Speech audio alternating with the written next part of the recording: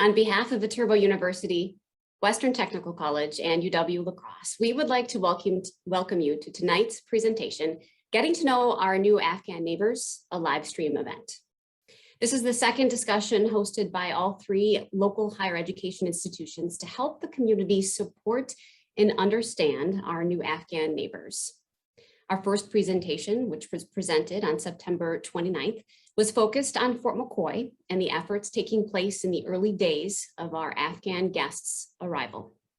Tonight's virtual presentation and discussion will focus on a variety of topics related to U.S. refugee resettlement programs, including special immigrant visas and tips for how community members can interact with newcomers from Afghanistan. Now, the presentation will take about an hour. At that point, our panelists will welcome questions. The audience is invited to post questions throughout the presentation using the chat function in Zoom. We have two speakers tonight joining us from Sacramento, California. I'd like to start by introducing Genevieve Levy. Genevieve has a background in international relations with a focus on peoples and nationalities and has worked in direct social services since 2005. Her experience with the Afghan communities in Sacramento, California began in 2015 after starting and overseeing a refugee resettlement program from 2015 to 2021. Sacramento is now home to the largest Afghan community in the United States. Genevieve now works in the California State Assembly as a district director and has continued to support the local Afghan community in Sacramento. Genevieve and her colleagues have provided this presentation on more than 30 occasions over the past 5 years to medical professionals, educational institutions, direct social service providers, and the general public for educational and appreciation purposes. Our second presenter is Namat Sadat. Namat worked as a translator, cultural advisor for the U.S. Armed Forces in Afghanistan from 2010 to 2014. He graduated from law school in Afghanistan and continued his education at McGeorge School of Law. Namat finished his LLM degree in 2019. Now, this is a secondary law degree for people who have already received their JD or Juris Doctor. He started his current job with the Sacramento District Attorney's Office in late 2019. He worked from May of 2015 to December of 2019 as the Refugee Resettlement Coordinator. Now, Genevieve, I'd like to welcome you to start tonight's event. Welcome. Thank you so much, Lisa. And I just wanted to echo thanking Western Technical College, UW-La Crosse, and Viterbo University for putting this together. Namat and I are both not, I would say, academics, right? So this isn't like, we're not professors here to lecture you. This is really about a lot of our personal experiences. And for me, a lot of like learning from mistakes and then correcting my actions to have like more meaningful experiences. And I know Namat will get to speak from a lot of firsthand experience. I wanted to share briefly sort of how this came to be. Like, how did they find these people from Sacramento? So both of my parents are from Wisconsin. So I grew up coming to Wisconsin almost every year. My dad is from Lake Geneva, and my mom is from Manitowoc. And we still have a number of good friends in Wisconsin, including a close friend whose family lives in Tomah. And when I learned that Fort Mccoy had been accepting so many Afghans, I was just thinking about like, I want to talk to someone in Wisconsin and share with my feelings about the Afghan community and see if they need help with anything. And I happened to go away for a couple of days and got back to email, and without having even asked, I had an email from my friend who was connecting me to her mom, who connected me to this person, connected me to this person. And that's how this came to be. And there's no one that I'd rather be presenting with than my colleague, my brother, Namat, who's here with me. And so I'm just so happy to be able to share this information with you. And I did share with Lisa and the other organizers that I really do want questions during, if that is helpful at all, if we can clarify anything. So I might not see it, but Lisa and everyone, you have like, just pop your face up and say, oh, hey, Genevieve, or oh, hey, Namat, and just go ahead and you know, go from there. But again, we will save time at the end. I would say that some of it is like content heavy. So if it feels like I'm going very fast, that's sort of intentional because I want to get into some of the more interesting details about culture, but I kind of like to start from a bigger picture so you have that base of understanding. But yes, that's me. And so yes, I work for the Assembly now. I have 2 little kids. One of them you may hear in the background. I'm really hoping not. And the other one is hopefully with a friend and okay right now. But I'm really happy to be here with everyone. And I wish I was there in person or at least could see everyone. But thank you so much. And I don't know, Matt, did you want to say anything before I got started? Oh, go ahead. I'll say once. Okay. All right. Perfect. Thank Perfect. you. All right, so there we are. And there is us. So if you look closely, you can see Nemat. He's in a jacket with a blue lanyard. So it's kind of like a Where's Waldo here in some of these photos. I tried to include some of us. So this is Nemat and a big group of volunteers picking up some arrivals at our Sacramento airport. This is probably 2018 or 2019. And I need to move my little self in the corner or else I can't see my words. But we talked about ourselves. So during this presentation, we'll go over, you know, what it means when people use the term refugee. Sometimes there's other terms you might hear: SIV, asylee, parolee, evacuee, and just kind of what some of those mean. And hopefully we can use them correctly. I go over, we will go over sort of the history of refugee resettlement within the United States, but then the part that I think is really going to be of interest to folks is sort of an overview of Afghan culture. And it's my favorite part, so I'll try to get to it fast. All right, so refugee and asylee, those are up there. I don't necessarily need to read them fully, but you can basically understand that refugee is really that that title, that name that's given to somebody that has had to flee because of one of those issues. The other part is that you need to have that as a designation from UNHCR in order to then qualify for like being resettled in a third country location, again by UNHCR. Asylee is when we're hearing this a lot right at the southern border. People are showing up at the southern border and then claiming asylum rather than being in another location and then getting resettled. So those are some of those differences right there. And an asylum seeker, as well as a refugee, right, has to have that well-founded fear of persecution demonstrated. So parolees, right? So that's kind of like not the funnest word to hear, especially because I think, you know, our ears are used to hearing it in terms of like criminals, right? So someone that's been released maybe from jail is called a parolee, but this is the definition pulled from Department of Homeland Security.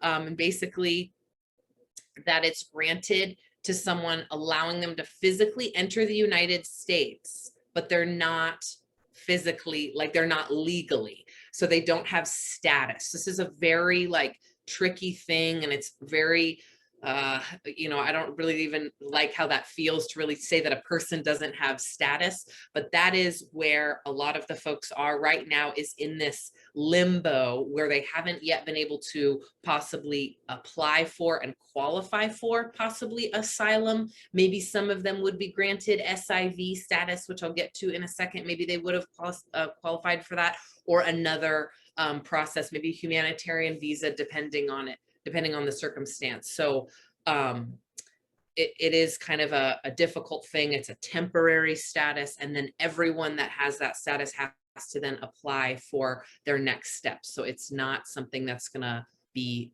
permanent for them. Just to give some figures, as of 2020, right, over 80 million people have been forcibly displaced, again, worldwide, but 26.4 million have gotten that classification as refugees. 40% of refugees are children. 26 countries, like the United States, 26 nations accept UNHCR refugee submissions. So we're not the only country that's accepting folks throughout the world.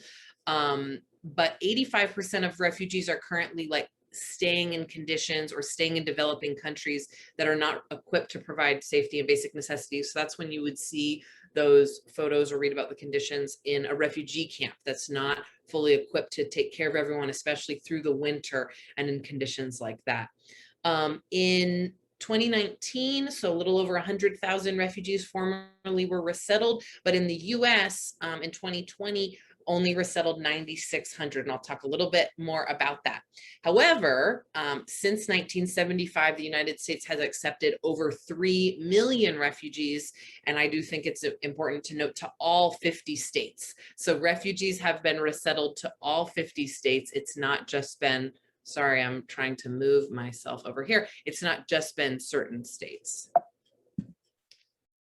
So refugee resettlement in the US began with the Refugee Act of 1980. And in that year, the US resettled over 200,000 refugees. The lowest year for admissions was 2020 with 11,000. There is a lot of reasons behind that. COVID obviously was a big factor, but definitely presidential determination was another factor in that.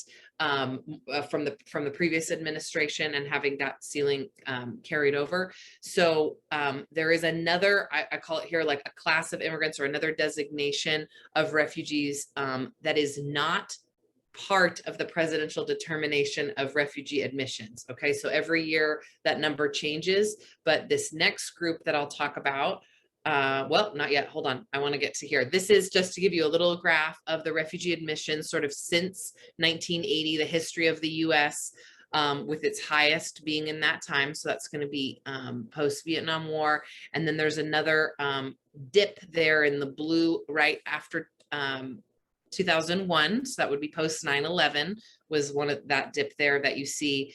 And then in 2016, we started to see an increase. That was a with administration change, and then here, the ending of the Obama administration, and then dipping down with 2020 being our lowest year for admissions for folks coming into the US. And the only reason I point this out in comparison with that over 107 million are forcibly displaced worldwide is it has been something that is unfortunate that at the time of greatest need, that a lot of countries such as the United States are accepting the lowest amount of people when the need is the greatest. So going back to that other category that I wanted to mention, special immigrant visas. So we call these SIVs. This is a separate distinction, a separate visa that's given to individuals meeting all of these criteria. They very often are lumped in together with refugees because they will undergo some of the same resettlement process. They will qualify for some of the same services once they arrive in country, and they also receive like refugee resettlement support from an agency when they get here. But this special distinction has just been given to Afghan or Iraqi interpreters and translators who had, again, meeting all of these criteria, employed for a certain amount of time by US government, so served US armed forces or under chief of mission authority at US embassies, international organization employees, often highly educated, trained and speak multiple languages. So it is important to note that the special immigrant visa, the SIV, is not a reward for service, but in many cases, such as my colleague here, Namat, it was really necessary for his survival and the survival of his family after working for years in support of the US mission in Afghanistan, finding themselves not in a safe place, needing to relocate their family to a bigger city, even in the time of waiting for this whole application process. So the reason why I'm quickly fast forwarding to this is what we did see with this recent crisis in Afghanistan is a lot of people caught in limbo. Those who had started their application process, not started their application process, but qualified, but a lot of people were stuck. And then basically the rug got ripped out and that the embassy, isn't even functioning and nothing was happening. So that's a lot of the people that got evacuated may have been those that could have qualified as SIVs. So what we've definitely been hearing from other colleagues is that in terms of my experience working with the SIV community in Sacramento, the Afghan SIV community, Namat firsthand as being an SIV himself, the folks that are at, for example, Fort McCoy and other bases are very similar in terms of educational background, possibly work service. I don't know exactly because I don't know them personally, but we've heard that that is generally a lot of the same individuals with similar backgrounds who just got stuck and then needed to get out immediately. And Lisa, I bet you have a question. I do. I think this will fit well here. First, a little introduction here. This person says he is working with the New Community Coalition in Winona, Minnesota. Winona is a small college town of 30,000 people, about 30 minutes north of La Crosse. Or our new group is called the Winona Afghan Support Network. Our goal is to sponsor at least one Afghan family and hopefully multiple families. A number of people have experienced either sponsoring families or working with refugees. Now, here's the main question. What is the best way to go about sponsoring a family? Many things seem to be in a state of flux. We have begun a paperwork process with the Rochester Office of Catholic Charities, but we were wondering if there were other avenues to help make this happen. Thank you so much for your work on this important project. Thank you. And Nimat may have a different or an additional answer to add to this as well. This is not something specifically that we go into in terms of how can you help right now in terms of sponsoring. So I will say that the current refugee resettlement program is not the same when we hear like Canada and other countries about sponsoring and bringing a family. You can most definitely connect with, which is what it sounds like they're doing, Catholic Charities, one of the resettlement agencies, and help in terms of providing housing, providing the items needed, volunteering to drive. We do cultural orientation lessons, providing the supplies. So getting connected with one of the resettlement agencies, I would say is like number one. And we talk a little bit about how that works sort of in throughout the US here. That's the number one. Right now, there's also something else happening in that a lot of individuals, and I'll put Namat here a little bit to share his personal thing, are in a situation where they are applying for family members who are still stuck in Afghanistan and who are in danger through humanitarian parole visas. So this is like filling out the forms with USCIS. And there are some instances where you need to, well, not some instances, for everyone, you need to have a certain income level to show that you can financially support the individuals that you are applying for. So if a family, if an individual does not have the means to do that, others can assist by being the financial sponsor for that family member, for that friend. And that's something, again, I would say you need to have like a connection with an individual or work through an agency. So I know in Sacramento, there are a lot of agencies that are helping the Afghan community that is already here to do the applications and then connect them with people that are willing to be the fiscal sponsors, the financial sponsors, to help with that. So it could be, I'm not sure, sponsors is being used in a lot of ways. So I hope that kind of answered. I don't have the exact information here, but I do put up my email address at the end. So I'm happy to try to get you direct info. Nimat, do you have something to Yeah, I would just emphasize that, yes, that's one of the immediate needs for those SIVs, that they're already here and they have loved ones still left behind in the country, and they are in extremely dangerous situation that need to be somehow moved out from that situation. And the family member that they are here, as you mentioned, they do not meet some requirements of the humanitarian parole application. And as you said, yes, they can be the direct sponsor or they can be a co-sponsor as well. Like the main sponsor can be the SIV person who's here, and then the co-sponsor can be the second person who's willing to assist in that regard. So, and if I can segue, because this I think would be great for you, Namat, to discuss, because you went through it firsthand. And if you do want to talk a little bit about, again, just your experience as being an SIV and coming to Sacramento and this process. Yeah, of course. Well, working as an interpreter in Afghanistan, you cannot be hidden forever that no one would know where you work. because you're from that community, everyone knows, even like a local taxi driver will know that you have worked for Americans or international organizations. When that fact is obvious and disclosed to the people that they are trying to harm you, then not only you, your extended relatives can be at risk as well, which is happening right now. And I would like to share my personal experience.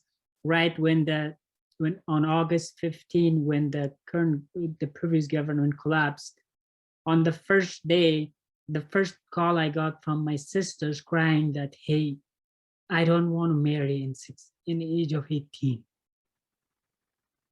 I want to continue my educations because, excuse me, they knew that that's coming up. That's the next step. They knew that. So I'm glad to be in a state like California, that there are a lot of people trying to help. And on that phone conversation, I told them that I'm going to do what I can do. And I have great support. And not only here, now, when we see all these huge immigrations coming, a lot of immigrations coming to the United States, and I see these support from other states, that gives me hope. And I always communicate that to my home country people, letting them know that, yes, that's what had happened, but trust me, there are still people that they care about you. Just try to shelter in safe places and do your best. And also, not only in that country, there are people around the world, specifically in the United States, they're trying to do their best to help.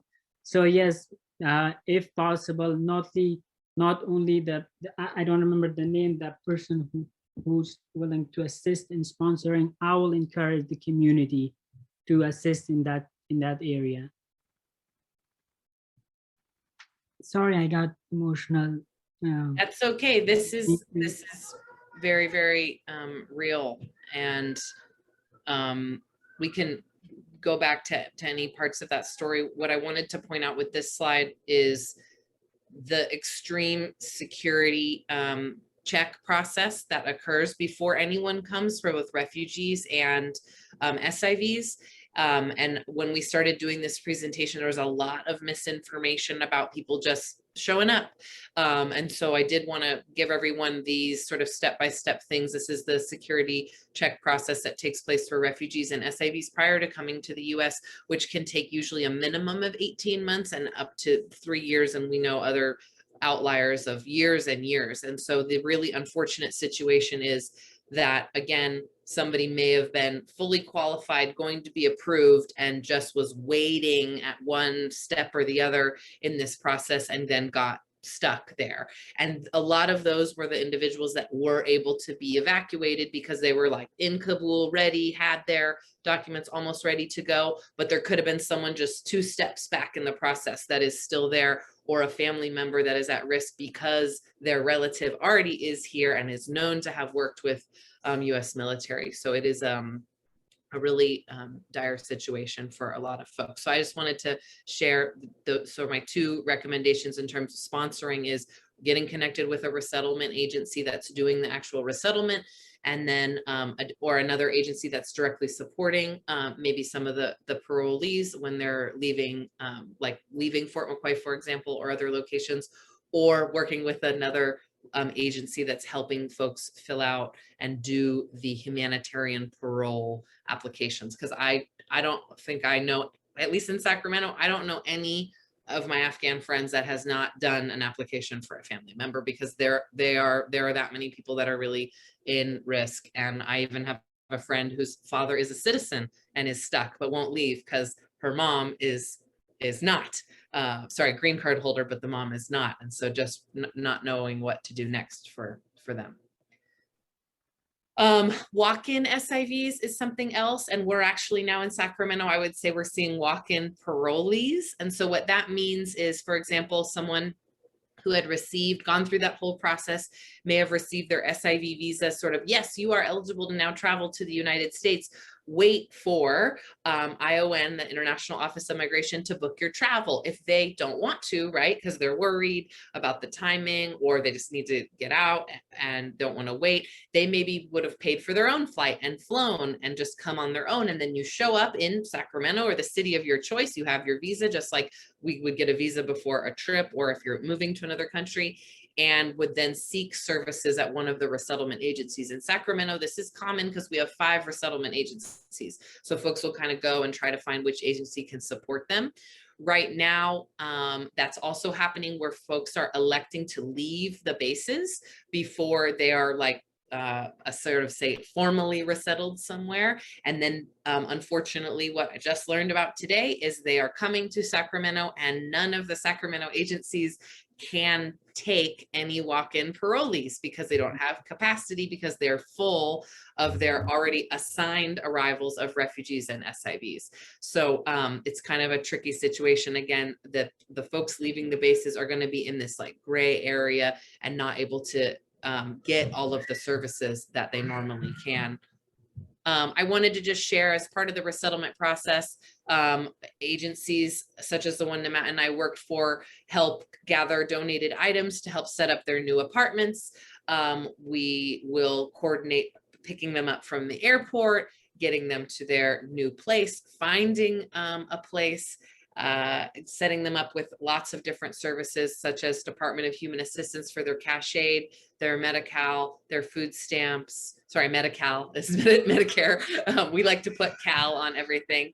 And then, I'm sorry, I'm having a child screaming in the other room. I don't know if you can hear that, but it's throwing me off. Let me see what the next slide is. There's us. This is actually the day that Nimat arrived, which I remember very, very well. And his family was the second family that our organization ever welcomed to Sacramento. So definitely memorable for us. There we go. This slide will help me get my brain on. So these are all the services that a resettlement agency will be able to provide. So I mentioned some of those: Social Security, WIC, prenatal care, getting adults connected with employment, English as a second language, kids in school, medical appointments. And then those services are only provided for 90 days. So there are a lot of other agencies that support refugees post-resettlement, and just, again, general social services and supporting, because 90 days is very hard to get your feet fully on the ground in a brand new country, not speaking the language. So I did want, this is kind of going into a lot of the challenges that folks have face. Definitely in Sacramento, I would say one of the biggest challenges is available and affordable housing. Folks are not able to really, they are not able to sustain without another form of income based on the cash aid, the cash assistance they receive, and the rental prices that are in Sacramento. And then often you might not be able to rent an apartment, for example, if the landlord requires income verification or rental history. Back 5 years, you won't have any of that. Occupancy guidelines is also very difficult. You might have a big family of 7 or 8, but they could only afford a 3 or 2 bedroom apartment. So you need to put a lot of people into a smaller apartment. And my phone is ringing. That's good. Okay.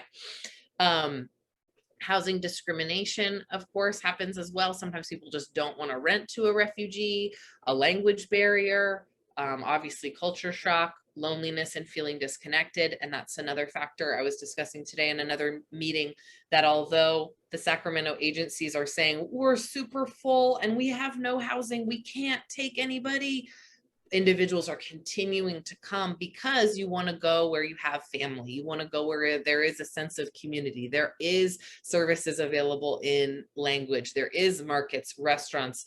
And even if you're saying you won't have these services and support, or we really don't have these housing available to you, people are still coming. Definitely PTSD, other effects of trauma. And again, there's lots of individuals, and Nimat is really an exception, who is able to sort of build on his already advanced degrees and extend that further. A lot of individuals have to start back over. I have a friend who was a physician, a doctor in Afghanistan, and she is now a nurse, because she just can't imagine having to go all the way back through medical school and everything again. And unfortunately, also we see discrimination and being bullied and ostracized in school. So this is kind of a good pause on in terms of like questions about resettlement and things. It was a way too fast overview. I cut out some of our slides, but what I did also want to add is that there are 9 national agencies that coordinate with the Department of State for refugee resettlement. It's called PRM, populations, migration, and refugees, that throughout the United States, there's only 9, but each of those 9 have satellite offices throughout the United States. So in Sacramento, we have 5 of the 9 national resettlement agencies partnered. And in larger cities, you'll see that. But for example, in Winona, it might be that there is just that Catholic Charities office, which is great. USCCB is United States Conference of Catholic Bishops. That's the Catholic Charities Resettlement National Branch. And that was who Nimat and I worked for a branch in Sacramento during our time with the resettlement agency. So I see there's a couple in the chat, but I don't want to open it and mess up my screen. So Lisa, if there are any questions right now, great. If not, then I think we'll like zip into the Afghan culture stuff. There are no questions from the participants at this time. Great. And I talked way too much, but you guys will get to hear a lot more from Nimat from the second part. Someone raised their hand, maybe? It notified me? Maybe, no? All right, I'll keep going. I'm gonna let Lisa be in charge. Okay, so, Nimat, why don't you talk about this? Okay, sure. Again, a short introduction of myself again. First, before I start, thank you so much for everyone who took part in this presentation and making it happen so we can educate our community about their new neighbors, and also we can share our experience from what we have learned. Okay, Afghanistan, in this brief cultural presentation, I'll try to point out onto some basics, because in order to explain a culture in details, I don't think we will have enough time to go through all those, but we will try to cover some basics that will help those who are involved or trying to volunteer or assist their Afghan neighbors or Afghan refugees that are coming into their city or county. Afghanistan is one of the countries that unfortunately has been in war at least for past 40 decades, and that has destroyed a lot of resources. And of course, when there is war, you lose a lot of opportunities like educations and a lot more. When education is destroyed, it means not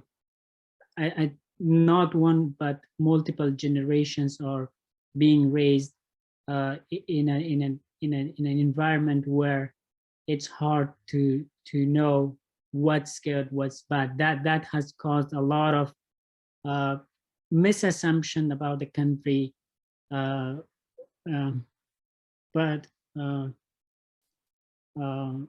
we'll try to cover some basics. Okay, the language Afghans speak, it's Dari. However, sometimes it's mixed with Farsi, but Dari is completely a different language versus Farsi. Farsi or Persian, that's the language spoken in Iran, but Dari is the language that's spoken in Afghanistan. I like to give a story here for context. Sorry, Nimat. So Nimat and I worked really closely with a family that suffered a really terrible tragedy. And when that happened, Afghan resettlement was new to Sacramento. And we were working with a family whom the mother, the wife, didn't read or write in her home language because she grew up under Taliban regime, so never had opportunity to go to school. And her child had only been here in the United States for 10 days. So he did not speak any English as well. So they both spoke Dari.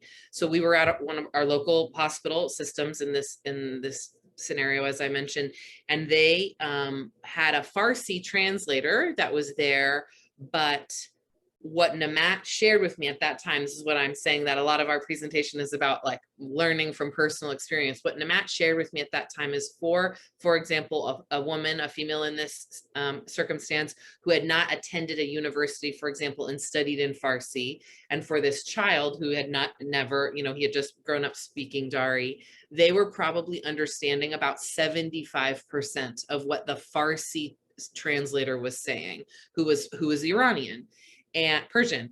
And so that for me was really key, and ended up like really working with Namat to talk to and educate the folks that we were working with at the hospital we absolutely needed to find an Afghan Dari translator, because if we're trying to have mom understanding the course of medical care, or we're trying to test cognition for the child to follow commands verbally, then we really need it to be in native language. And so one of the things we really, really promote with our clients when they are, getting medical assistance or anything, is to really, if they need it, there are circumstances, for example, Nimat would be fine with a Farsi speaker because he speaks Farsi and Dari, but there are families who really need a Dari translator to really advocate for that and say, I need a Dari translator. And then to make it more complicated, there are lots of other languages.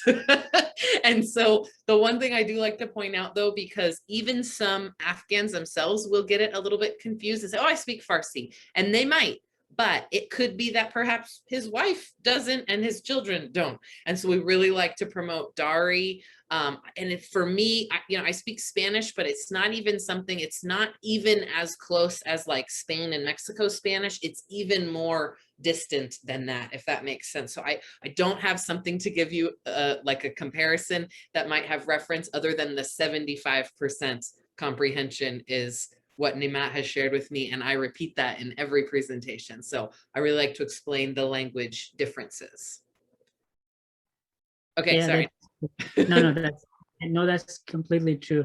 Especially if you're dealing with someone who hasn't been to school and the interpreter speaks Farsi or Persian, it will be hard to explain things for if the targeted person is illiterated, he hasn't been to school. And here's why. As I mentioned, Afghanistan has been in war for many years. So now resources has been destroyed. All our training materials, unfortunately, are coming from Iran. So those who are going to school, they're well familiar with that language.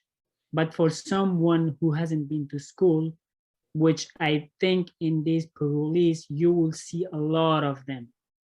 So it will be very hard for someone who speaks Farsi to explain things effectively for a person who speaks Dari. So that's a distinction. Also, there is another language, which is Pashto, which is another tribe living in Afghanistan. In Afghanistan, we have multiple tribes, starting being Pashtuns, the largest, and then Tajiks, and then Uzbeks, and they're multiple. And in this most recent people that are coming, you will see a lot of them. And again, educational wise, these people will be a little different than normal SIVs, because those SIVs that have been coming so far, they were the SIVs that they directly work with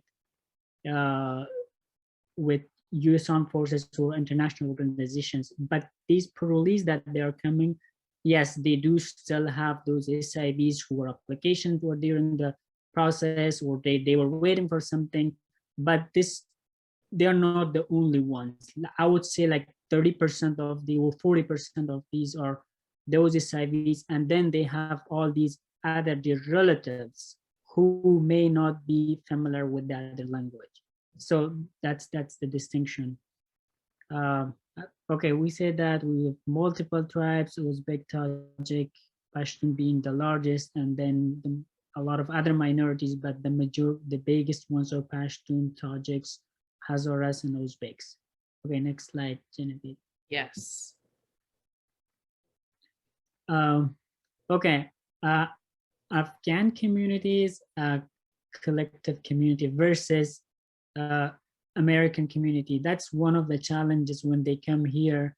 While I was working as a refugee resettlement coordinator, one thing that I have been very careful about the newcomers when I was dealing with them, when they were coming here, their expectations were all based on that collectivist area of the communication and all these social interactions.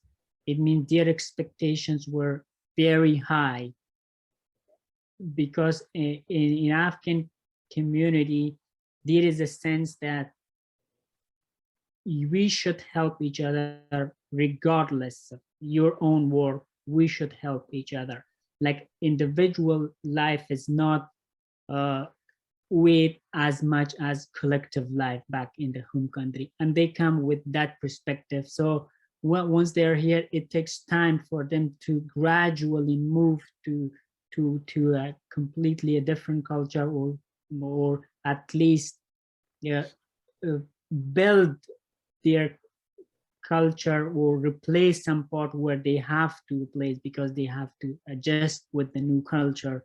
And there are some aspects of the old culture that may not be interpreted same as with a new culture. So that was one of the things that would distinguish Afghan culture versus the living in a individualistic society where everyone has his own life and he or she has to be on schedule for every single thing. Yes, they will try to help people, but it will be based on schedules.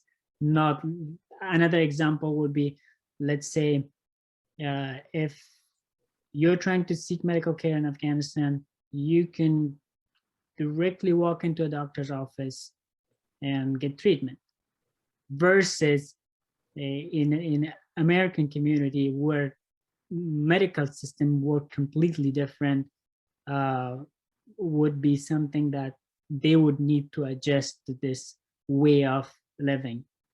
Another part, hospitality. Can I say one thing too about that, Nimat? So Yeah. one of the things we would make sure to share with our clients was an example, this had happened one time where we sort of needed to make sure people knew, like, if you have a class or an appointment or your job starting at a certain time, yes, you may want to go help your friend, family member, etc., with such and such, but maybe not right then. And just like that concept could even be what, if they need help, so I'm going to go, of course I'm going to go help them right then. But it was sort of like, you have to prioritize these other commitments and then be able to help someone. And I'm not saying Americans are selfish, but just like the fact that wouldn't, not necessarily occur to us is something that comes up. And just that, doing things together. The other thing that is really common in the work that we used to do, our organization was a food bank.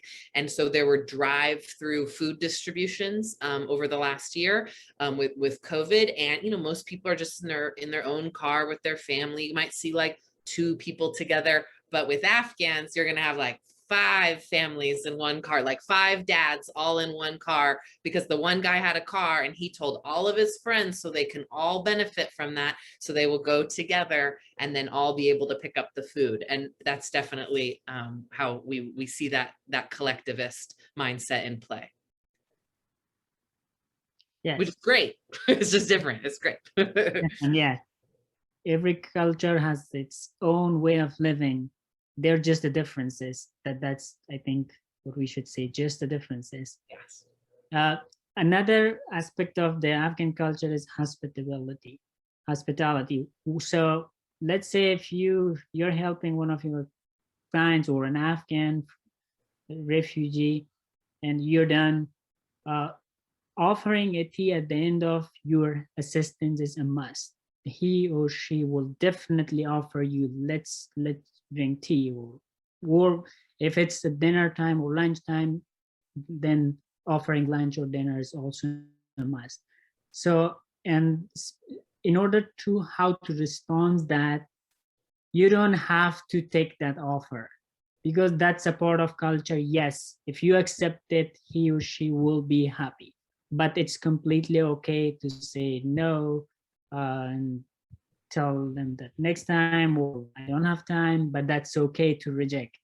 I remember when first started with this job, when I was going to assist our Afghan families with my American colleague, and then once we were done, the Afghan would offer tea. As I knew the culture, like, oh no, thank you, I'm good. But the other colleague, she was like, if I reject, would it be disrespectful or not? Then she was like, okay, let's sit. But later on, I learned, and I also told her that it's okay if you don't want, it's okay to reject. It's not disrespectful.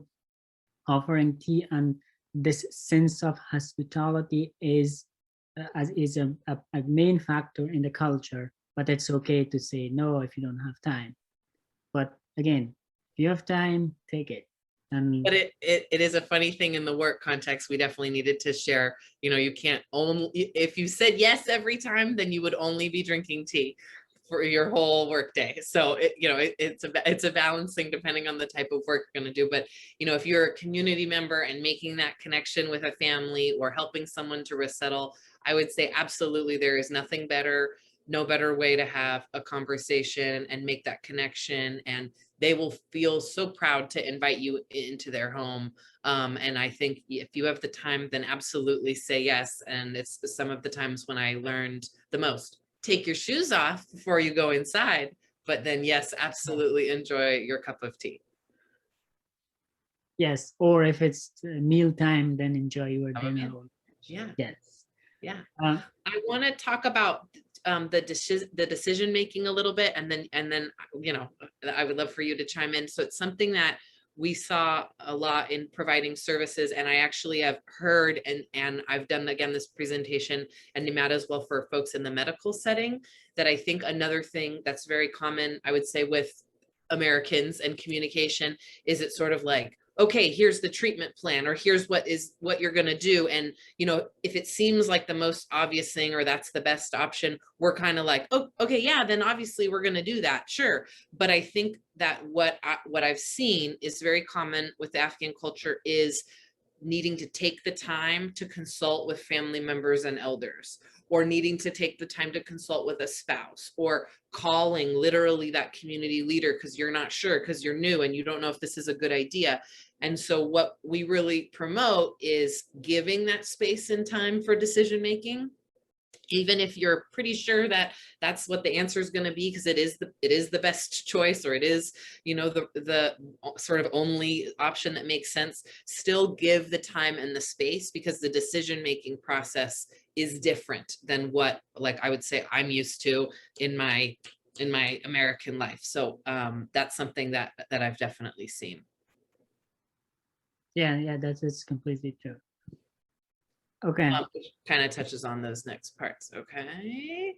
So think what I wanted to say, I already have heard you do this twice, Nimat. So Nimat and I joke about this sometimes, and I got used to his communication style, and I think he got used to mine. But something that I feel like I've also tried to adopt more of is the indirect Afghan communication style. And Nimat is exceptionally talented at this, to use a story or an example to show meaning. And to get that understanding across.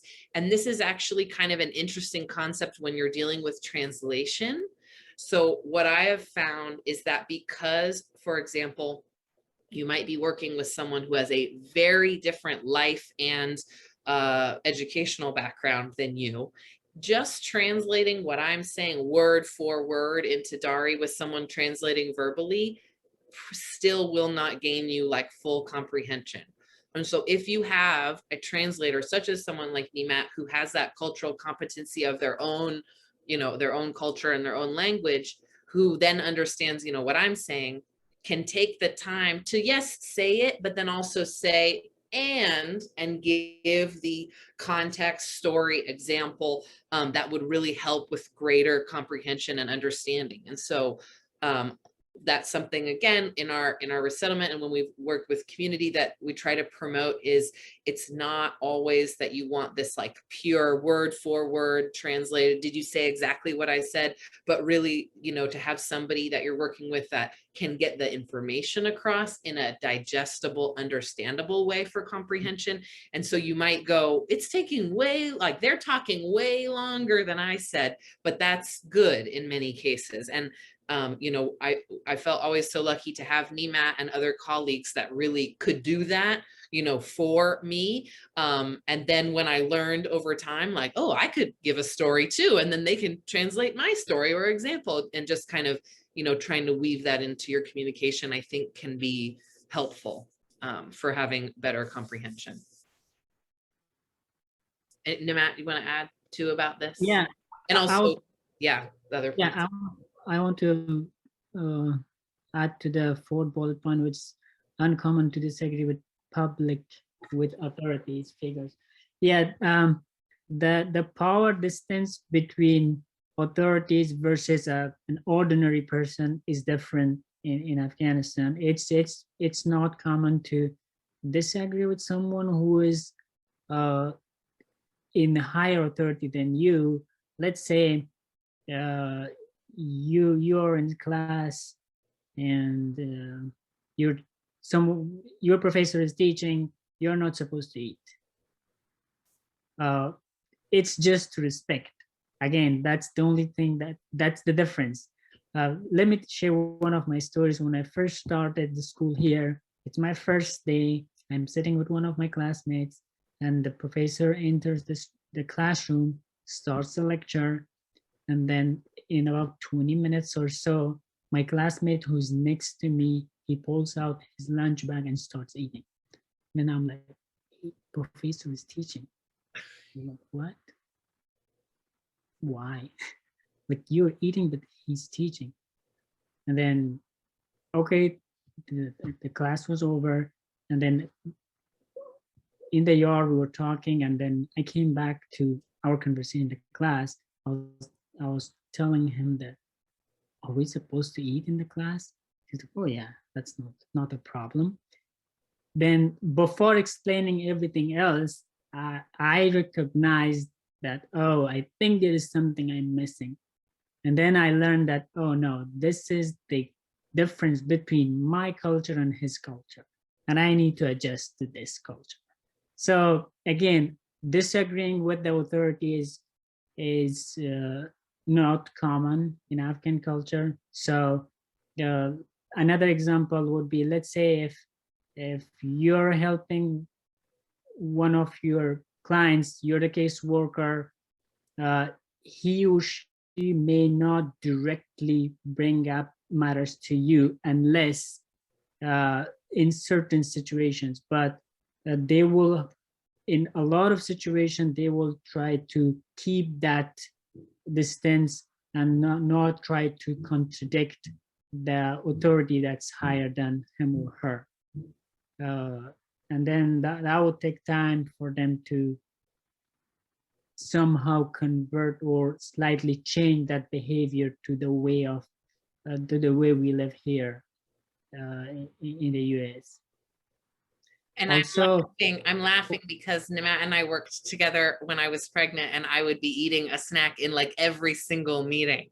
And I remember when we started working together and I learned this, and I was like, oh, he probably thinks I'm the rudest person in the universe, because I'd be like nuts, apple. And then I'm also thinking about, like, you know, even college or university system. And he went to a university nearby our work, and, you know, coming in with your Starbucks or your Jamba Juice, like that's just very common. And just to have that perspective of, to him, you know, for Namat, that was very shocking in that setting, was also something we talked about and was really interesting. Yeah, and Afghans are okay to respond, to answer questions about culture, even the religion. That's fine to ask. Let's say if you see someone who has a scarf on her head and you're like, I want to know more about wearing the scarf, it's completely okay. I would say 98% of them are okay to explain things, to clarify things. it's not a big deal. If you have a question, that's okay to ask questions directly. This is, Also, go ahead, oh, sorry. okay. But no, I was gonna start talking about the greetings and Yeah. for me as a woman coming into a situation, meeting a lot of our male clients. So again, if anyone's working with the community, I think a really go-to thing as a greeting for any cross-gender greeting is hand on chest, and just like almost kind of like a little bow, but you're just sort of, you know, like my friend Osman's doing in the picture and like I'm doing right here, is just, you know, a little bit of that. Definitely I have done this, and I have had a male that I've been meeting reaching hand out to shake hands, and female as well. So it so depends on folks' comfortability. But I just think for me, when I'm entering a situation, like even if I was to bump into Nimat and a group of his friends today, I would do this just as a sign of respect. And that's sort of been something that I've learned for any cross gender greetings. Assalamu alaikum as well is easy. We hear it. You can use it as a greeting. When we would do our distributions, any car that drove up that I was pretty sure was Afghan, I would use that. So I think even, you know, you don't have to speak all of the languages, but learning little words and little phrases can really go a long way. And then if you want to touch on any other points here, Nimat, as well. No, I think you covered everything. Female, when they greet each other, kissing on the cheeks is normal, 2, 3, sometimes 5, and mean they hug each other. Also among them, even if it's not cross-gender, sometimes putting the hand on the chest is also part of the culture, even if it's not cross-gender. Yeah. But generally, yes, as you said, if it's cross-gender, they're very strict in most cases. However, you might see some scenarios, but generally speaking, yes, cross-gender greeting would be putting hands on the chest and nodding. To touch on this, so I mentioned a little bit about giving that space and time for decision making when communicating, but generally Afghan men, head of household, are the decision makers for matters outside of the home, women for inside of the home, but really giving that space and time for them to have those discussions as a family or as a couple. And we really do promote involving all the adult heads of house, all of the adults in decision making. So there are circumstances when maybe a family, the male has a greater like English fluency and may say, oh, that's okay, I'll be here, I'll be the one to make the decision. You know, it is okay, you know, we really want your wife involved in this conversation. You know, we have a translator available, or can you please translate for your wife, which isn't ideal, but, you know, to really just make sure that she's still aware of the conversation and part of the decision-making process is important. If you want to touch on any of that, Nima. No, you pointed a good part. Yes, in making sure they're both involved is very crucial. Especially, I would not say all of them, but there are some that at the beginning of their refugee resettlement process, they don't know how essential their wife can be or the husband can be in the way of living in America. But later on, once the kids are at school and the husband has his job, that's the time when they know that my wife should have been involved in every decision, so she could have helped me now taking my kids to school, how to take the kids to school, how to schedule an appointment. Yes, making sure that both parties are involved in conversations. That's great. Yes, Afghan community is a male predominant community, but that's not the case for all of them, especially in last 20 years, which unfortunately we're losing those 20 years now. That was one of the biggest achievements our community had. these two rights were not equal yet, but still they were in a part, getting closer. We were almost there, but unfortunately, everything was flipped. And including everything else, one thing that bothers me more than ever, and that would hurt me a lot, is this women's right or not, or now the most vulnerable rights in Afghanistan. So at least making sure they get their rights, or at least they know about their rights once they're here, that would be a huge contribution to humankind. And some of this, I think I go into in some future slides, but especially in the medical setting, advisable to, if the male is the doctor or the nurse, to have a female there present. And I do talk about that in the medical. Let me skip this here. To have that females may be hesitant to sort of share symptoms or everything that's going on if it's just in the presence of a male practitioner, for example. And we had issues as well where some females were like refusing to see a male OB-GYN doctor in the sense of having a baby, and that might be the doctor that's on call. That's what's happening. But obviously, you know, we know that that there will be other staff, nurses present to assist with that. And I'm sorry, I want to get into some other things, and I'm sorry I'm jumping around. Really big weddings, but we don't have to necessarily share with that. Let's talk about the importance of family. I think this is a good part here. Do you want to talk about this, Nima? Yeah. Again, it goes back to the collectivist way of living. Family is an important and essential part of their life.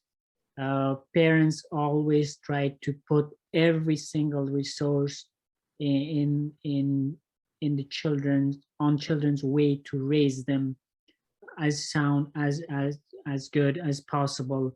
And also this is like a two-way street. Also then adult children are responsible to keep their parents with them and make sure they have all living necessities and they're supported. Female children are going, in 99% of the cases, they are going to husband's house. However, there are some cases that will be the other way around, but generally speaking, female child goes to the husband's home once she gets married. And also female children are expected to be the main helper of the parents in housekeeping when it comes to providing food and all of these other things. Female children are leading those assistance and helps for parents. Okay, so I wanted to touch on this as well, and you will hear this phrase if you are working with Afghans, inshallah. So I hope you've heard it before. And I did some reading on this recently, as well as just personal sort of experience and reflection, and talked a little bit with Nima and others about it. But and this is how I sort of broke it down. So inshallah has a couple meanings, right? So if you're to try to translate it directly, it means if God wills it, God willing, hopefully. So I know those all kind of sound the same, but there's definitely differences in it. And you will definitely hear this like in the middle of a sentence, but you also might hear it as just a standalone. So someone might say like, okay, you know, Namat, I see you tomorrow for our presentation. And he might just say, inshallah. And that's just like, yeah, hopefully I'll see you there. So you may hear it used like if we hope or want something to happen, but it can be also used in a sense, and I had someone point this out to me in the medical setting, where someone is saying, we are really leaving this in God's hands with this extreme trust and faith. And so I'm not going to make the decision because inshallah, it's in God's hands. And whatever is decided or whatever will be, will be. And then it can also be used almost comically, like it probably won't happen, but maybe it will, inshallah, kind of a thing. And so I like to use it now because there isn't exactly like a perfect English equivalent. Again, if anyone speaks Spanish, ojalá is related to it, the same Arabic root word, ojalá, but to me, inshallah has like more meanings. And so I just wanted to share that as well. And it's another kind of word to check your ear for if you hear it in conversation, if you're working with any in the community. Nimat, do you want to? Yeah, can I add something? Yes.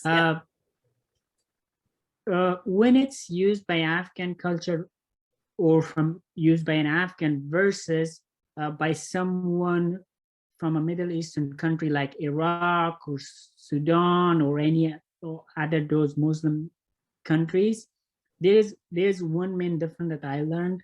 When Afghans use inshallah, it means it's gonna happen. The only thing that would avoid it from happening will be a serious emergency. Let's say when you told me we are doing this presentation, if I would have told you inshallah, it means the only thing if I wouldn't do it would be if I was in a car accident and I wouldn't make it. So it means 99.999% I will be able to make it. So the only thing that can avoid it would be if something emergency happens and that emergency is not some, let's say if my child was sick, there was another option that my wife would be able to take care of that. So that would not be a reason to avoid it. Versus what I learned, that's based on my experience, not expertise. From when I heard from Iraqis, when I had clients, I remember talking to them, trying to learn more about it. When they use it, it's like maybe or maybe not. So when Afghans use it, it means it is a yes. Okay, good, thank you. So I want you guys to keep your ears out for it. We've talked a little bit about this, but just wanted to share in the school setting or maybe in the daycare, preschool setting. We talked about the eating in class, which is definitely different for us. And when families are starting to enroll and attend school, that is another education learning process. The importance of the compulsory, you must attend school, and the schedule, and going all of the days, and everything can be just new information. Not that they disagree with it, but just that can be a transition. And just having that whole process about enrolling and vaccines and doing that whole process can be complicated, even for those that aren't. This I also definitely wanted to have time for today. So hijab, right? I'm sure a lot of the ladies that you're seeing and working with are wearing hijab, which is the headscarf worn for personal and religious reasons. And definitely, just like with all of us, we wear our hair differently, we wear our clothes differently. So you might see it more down. It might be some hair that is showing. It could be that some of the ladies, depending on their preferences or their specific religious beliefs, wear a face covering as well, which I don't see amongst that many Afghans, but yes, some. So it really depends. I've also been in class settings or meeting settings with just women. Take it off, fix my hair completely, put it back on, and so it just really depends on that individual's comfortability and their preferences. What I do feel in terms of resettlement and like integrating in life is that men, for example, like Nimat walks down the street, even if your community is predominantly white, for example, you're not going to go, this guy's from Afghanistan. Like you don't know. Right. But a woman definitely sticks out in a sense, a lot of the times because of the hijab. And even in Sacramento, when the Afghan resettlement was really at peak and we were having lots and lots of arrivals, I had a lot of people either speaking to me or talking, calling our organization, who thought because on the news we were seeing seeing the Syrian crisis, they thought everyone they were seeing was Syrians because they were wearing headscarves, and they all must be speaking Arabic and be from Syria. And it was very much like, well, probably not. They're most likely from Afghanistan. They probably speak Dari, you know, so just having all of those conversations. So I would say it's find out where people are from, and don't necessarily assume that hijab means Syria or wherever, and it definitely doesn't mean only Arabic speakers, for example. And then I wanted to talk about this eyeliner, where in this photo here we have the baby there. And so definitely is a story. So I know that this is a thing culturally that families do for babies for beauty, just a cultural tradition. We pierce babies' ears when they're young sometimes. Like there's a lot of things that all cultures do that we do. But so eyeliner for beauty and good for the eyes. But there have been some brands or certain types that have had traces of lead in it and can lead to lead poisoning. So this is pretty well known. There's really good education out there that they've been trying to, at least in the resettlement process and when families arrive, to not do this, or definitely don't use these types. But I had a friend of mine that worked in the medical setting here in Sacramento, actually an ER doctor in toxicology, had a 1.5-year-old and a mom with lead poisoning, and they were Afghan. And he texted me because he knew that I worked with Afghans, and I sent him the link to the CDC article about the eyeliner, and that's what it was. But it's like, yes, if you didn't know that that's maybe what the source was, that would be a mystery, but can be, obviously lead poisoning isn't good, can be detrimental to that. And also, does this baby have very short hair? Yes. Why don't you talk about the shaving heads of the babies, Nima? Yeah. Very soon after the baby is born, they shave the head. And there is a belief that if we shave his or her head, she or he will have strong hairs when she grows up. So now, if it's a fact or it's just a belief, I don't know, no comment, but that's why they do it. I personally did not do for my most recent child, who is 3 now, but he still has strong hairs. Yeah, but yeah, there's a belief that they will have strong hair. Also, he will have a lot of hairs, like he will not have spots that does not have hairs. That's why they shave the head in probably the 4th day, I think, or the 5th day, which can be risky sometimes too. Do you want to talk about beards too? Yeah, beards, especially for older men, it's common to grow beard. They will have beard for as long as, sometimes they're very long, even like up until their tummy.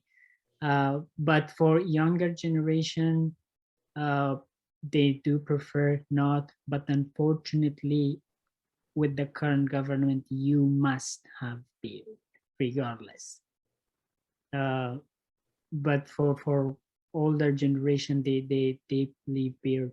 It's not only because they are old, they don't want to trim or cut.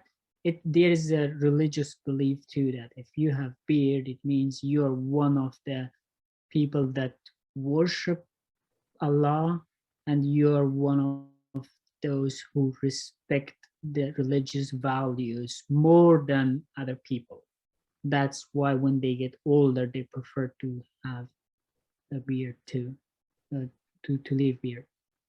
Also, Nimat shared with me one time when he was working with U.S. military and was planning a trip to go home, or maybe when you were taking out the soldier secretly that one time, but that you planned for the trip because you knew you were going through some areas, and you would kind of start growing your beard, a week or 2 weeks before, to have it for your travel, sort of for safety.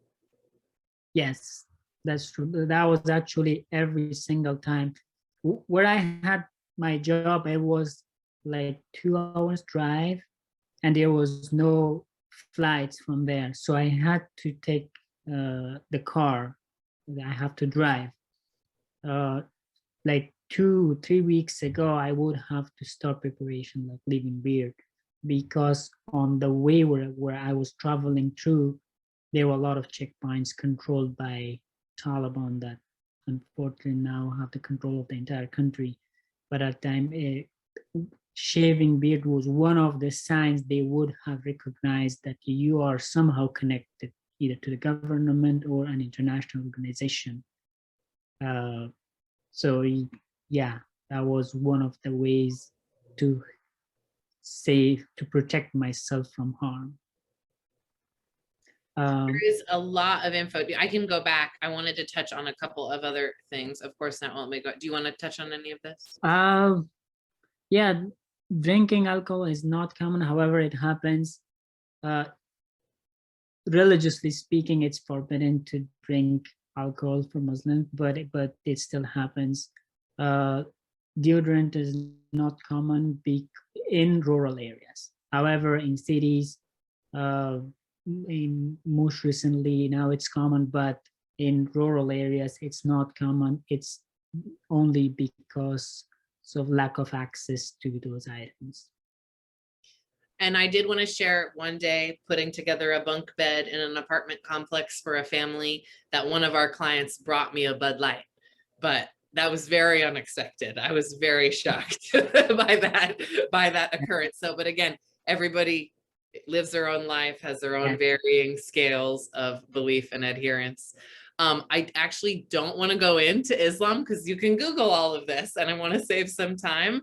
The one part, which I don't know if it's on this, that I think is important, yes, is in terms of Ramadan, is to, if you are going to be working with families on the base or later when they've resettled, really do know when Ramadan is and what that means. So especially something, people are going to be fasting from sunrise to sunset, so only eating at nighttime, and that means no water as well. So something that we would always take into consideration is like not having a meeting with a family at 3 o'clock in the afternoon because it's going to be hard. People are going to be tired. Ramadan's usually the summertime, so in Sacramento it's like 100 degrees.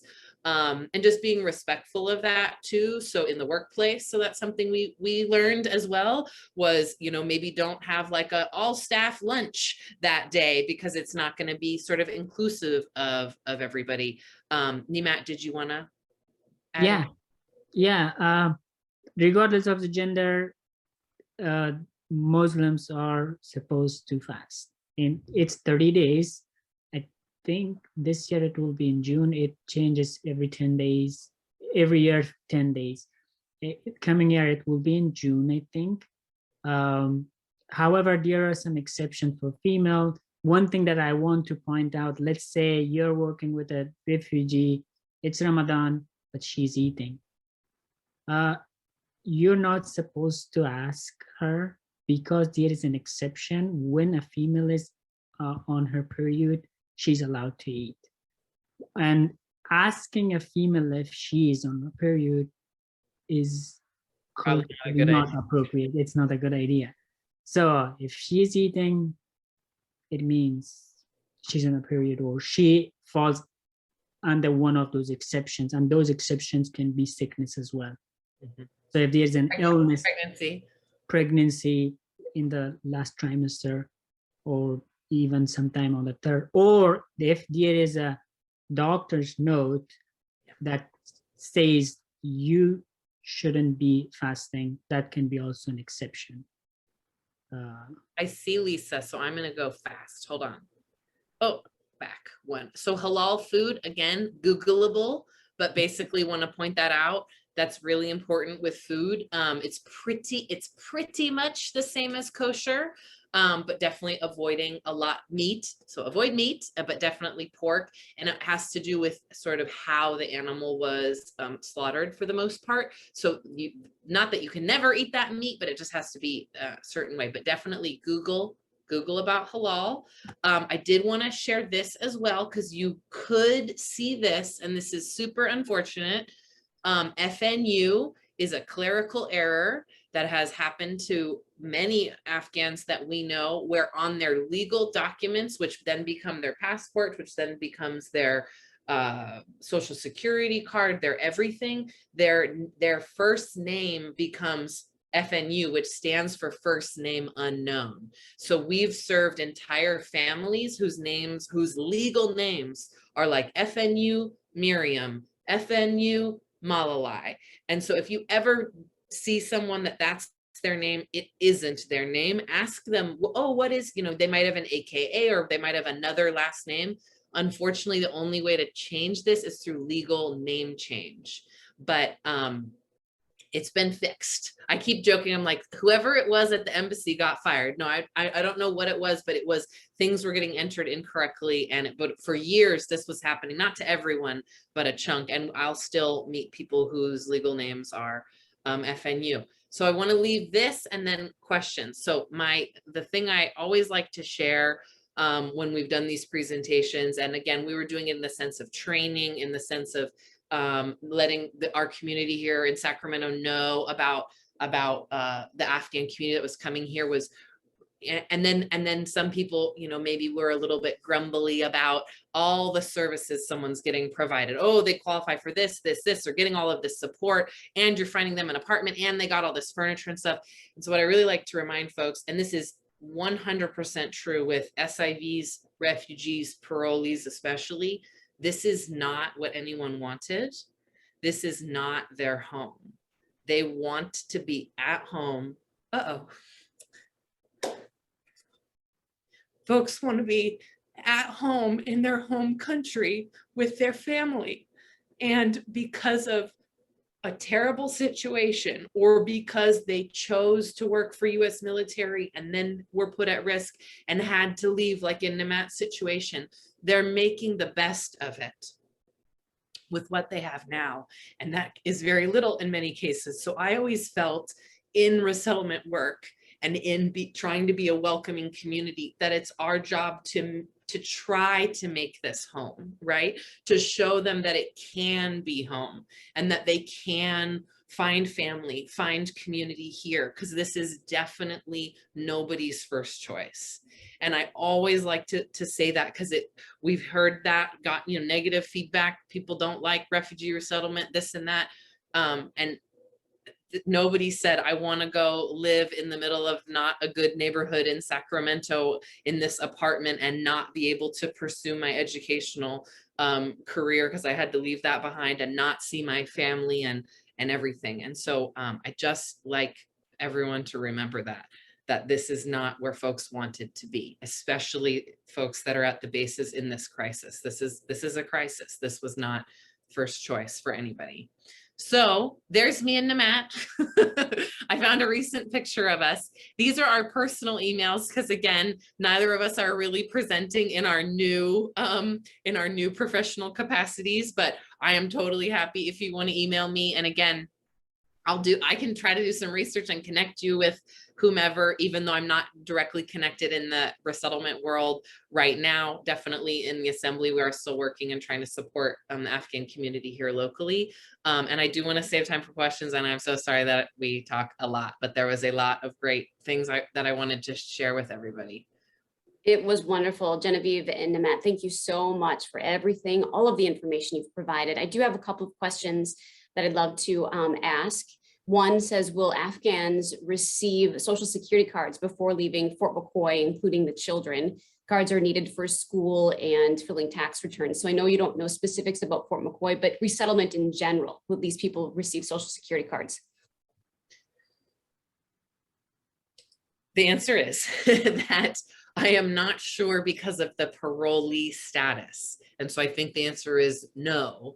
And so that's another huge challenge that, again, I'm sort of hearing in the discussions that, if folks are leaving and then being a part of the community and needing to enroll in school and get services, they're not going to have any of these same documentations that even a community like Sacramento is used to seeing from refugees and SIVs, because they're totally different. They're going to have all of these different documentation. So I believe, no, they're not going to have Social Security cards. Okay. And another question, you did such a great job answering this question before. We've got this wonderful community. They're all so eager and excited to help people who are currently in our community at Fort McCoy. And the question that came in said, is there any ways to fast track a connection between an Afghan family and a family in our community that is ready to help? Or is the answer work through the resettlement organizations or Catholic charities?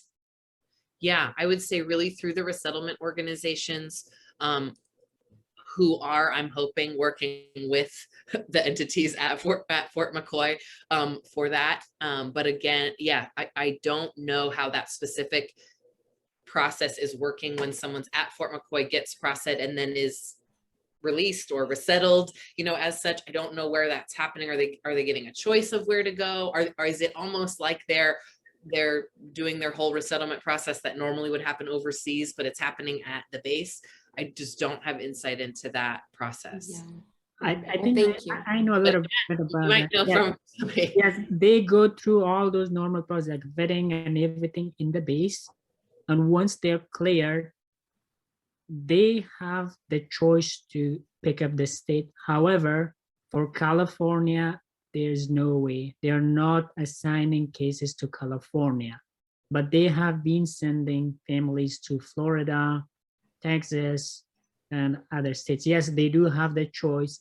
However, in the state that they are going, they require a U.S. tie, a person who can assist.